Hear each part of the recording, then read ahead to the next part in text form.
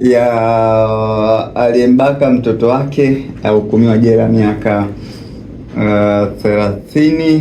Yeye mahakama ya wilaya Nkasi mkoani Rukwa imemhukumu kwenda jela miaka 30 Evarist Justin Chamtepa miaka yake 44 na kulipa fidia ya milioni 5 atakapomaliza kifungo kwa kosa la kumbaka mtoto wake wa kufikia mwenye umri wa miaka 14.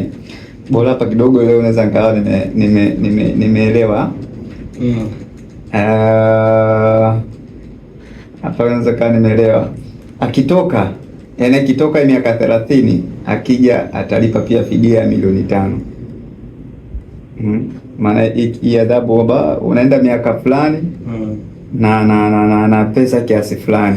Zipo adhabu za aina hiyo kwamba ni kifungo pamoja na adhabu ya ziada, ni kifungo labda pamoja na faini tu. Sasa ile kifungo na faini wao wanajiuliza kifungo na faini, alafu zile faini unalipaje?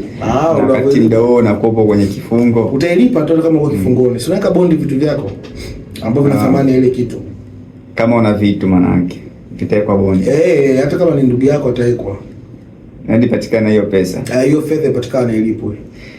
Akitoa hukumu hiyo, hakimu mkazi mfawidhi wa mahakama ya wilaya ya Nkasi Dennis Luwungo amedai kuwa anamtia hatiani mtuhumiwa baada ya ushahidi uliotolewa na baada ya mtuhumiwa kukiri kutenda kosa hilo.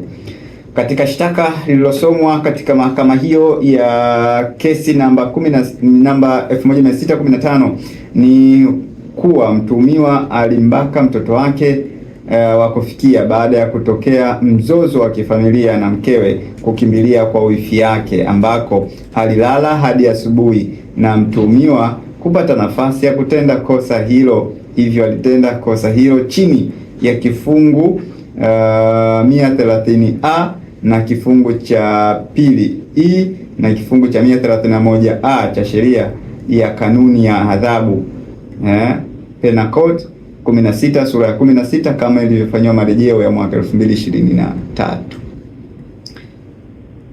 Huyu bwana baada ya mke wake kuondoka, baada ya huo ugomvi,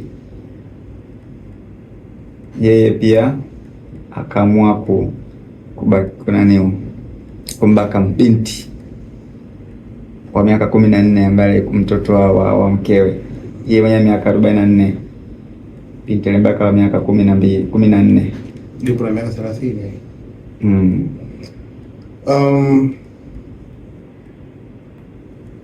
Inamfaa adhabu na inawezekana pia kama ingemfaa zaidi hapo, lakini hatuwezi kuingilia maamuzi ya mahakama. Ishatolewa kwa adhabu ndio iende hivyo. Na ukisema sasa unaenda kutaka kuongeza na adhabu yako, hapo unavunja sheria. Lakini kama kuna namna kuongeza adhabu, ungeweza kuongeza adhabu. Nadhani hiyo ninachomaanisha kusema. Yaani kama ungeliamua kuongeza adhabu hapo, wala unaweza kuiongeza hiyo adhabu kama ingekuwepo mtu ungeweza kuongeza. Kwa sababu hakuna namna ya kuongeza adhabu, tunasema sawa. Mahakama ilichokadiria sawa. Ni sahihi. Kadiria kwa staili hiyo.